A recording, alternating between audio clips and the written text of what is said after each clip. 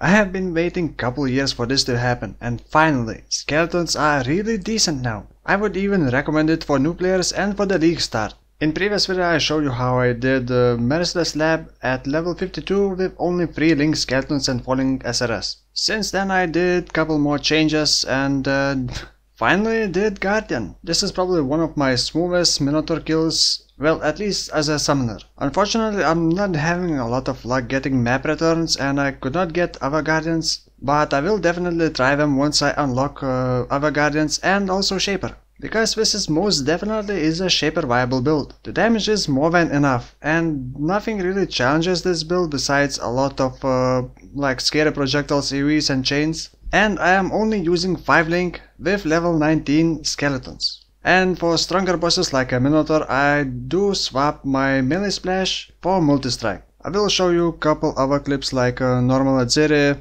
Uberizaro, tier 7 Guardians, tier 7 Elder, and one of the new spirit beasts, Sakawal, not sure how to pronounce it, but there isn't much to see, everything just drops dead in a couple seconds. And like I said, this is not a maxed out damage build.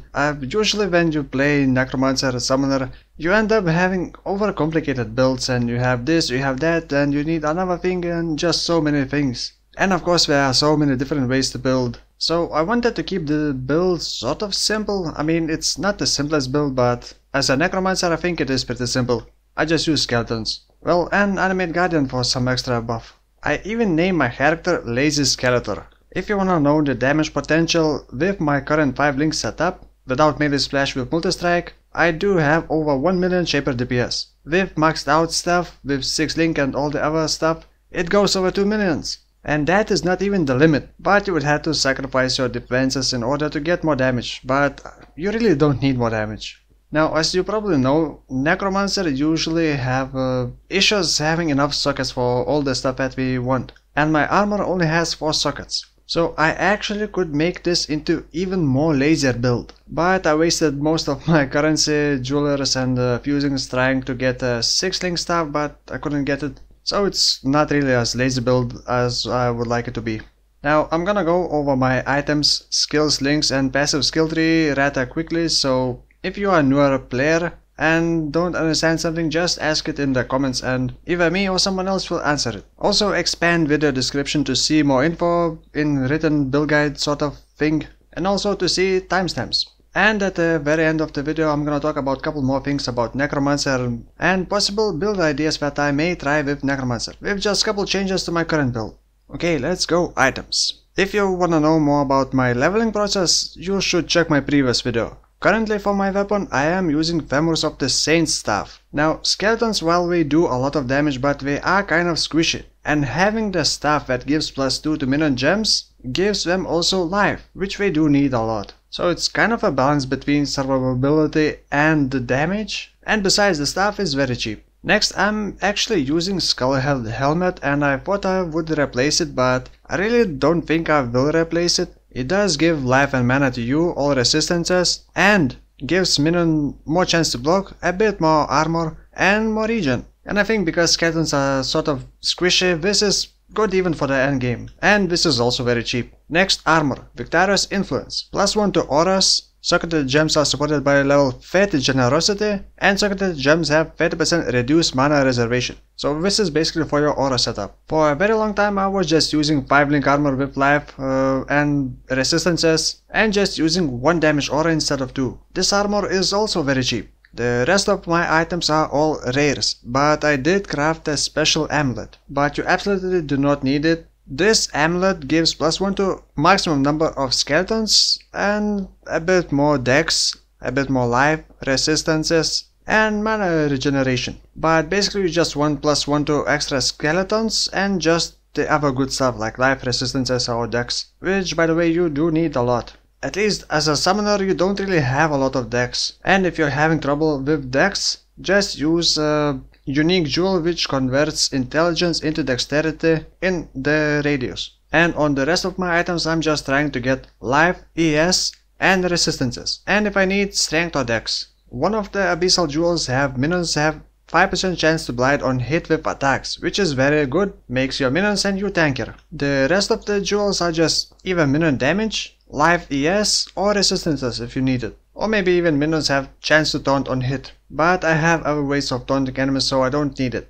Now let's talk about skills. The main setup. Summon skeletons linked with Maim, minion damage, melee physical damage, melee splash, or Multistrike. For 6 link, Ruthless. As you can see, I am trying to avoid green gems because they do require dex, and especially at the early game, you may not have enough dex for like faster attacks. And actually you don't even need faster attacks. And this is very easy to color your stuff. Now my Animate Guardian is just for the tankiness and just to provide some buffs with some certain unique items. So it is linked with Fortify and Minion Life. Now unique items that I'm using for my Animate Guardian are Dying Breath Staff. It provides 18% increased damage to your allies and also 18% increased effect of course on nearby enemies. And this is actually not included in path of building numbers. Next, Lyrke's Helmet to provide 15% increased damage to your allies. Victario's Flight Boots to provide 10% increased movement speed to your allies. Soundbound Gloves are just to increase Animate Guardian life. And lastly, Ambush Charge Body Armor. Death Oath no longer works for Animate Guardian.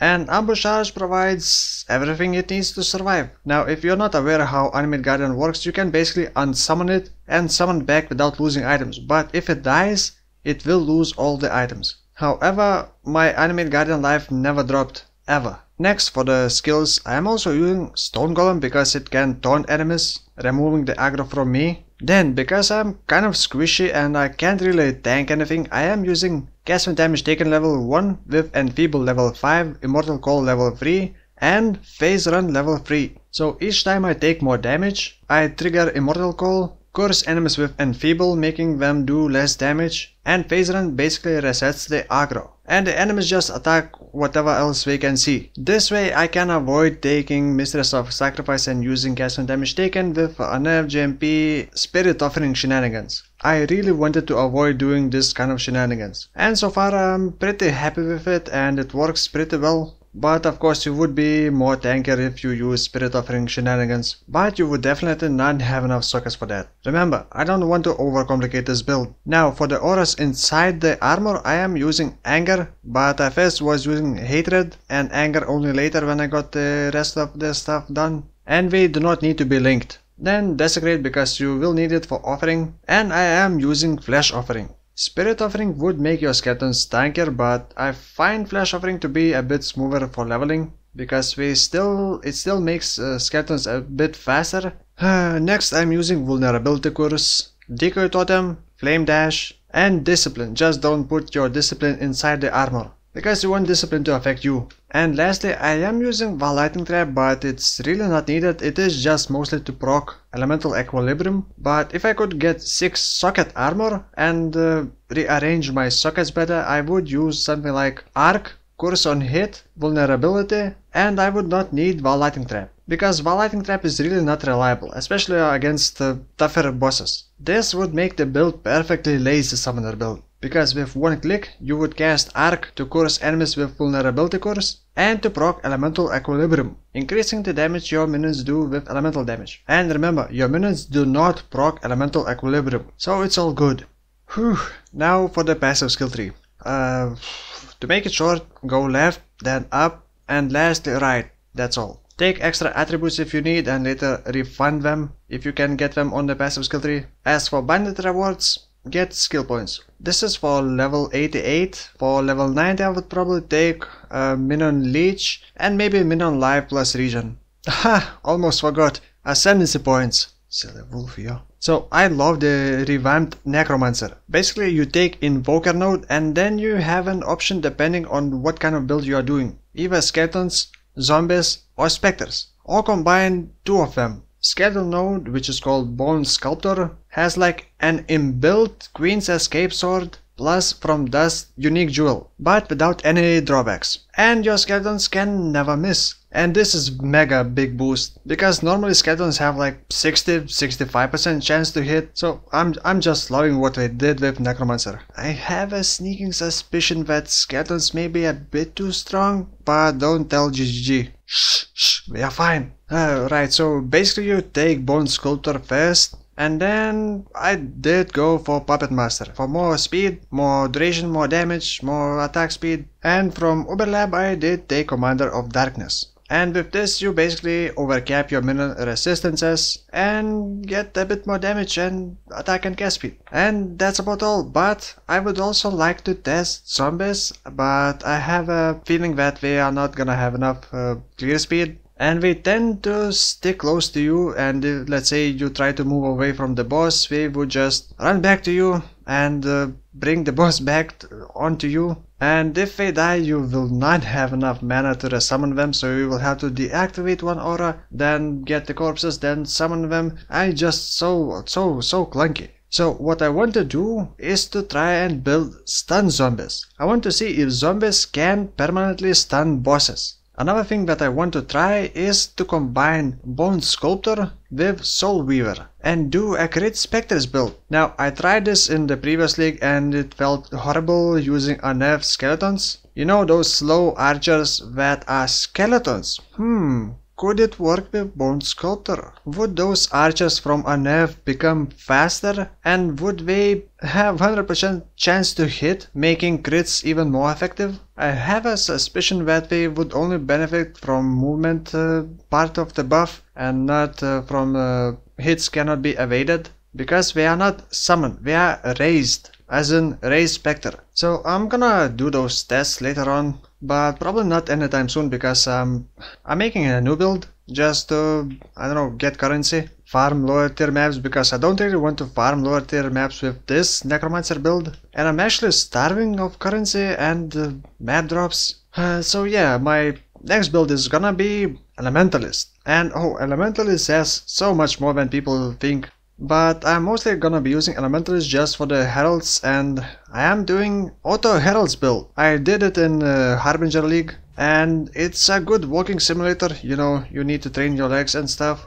So yeah, and it's good for just fast farming. But I know I'm gonna get bored of that build very fast, so expect the next build guide video very soon. And that's all for now. Thank you for watching and see you soon.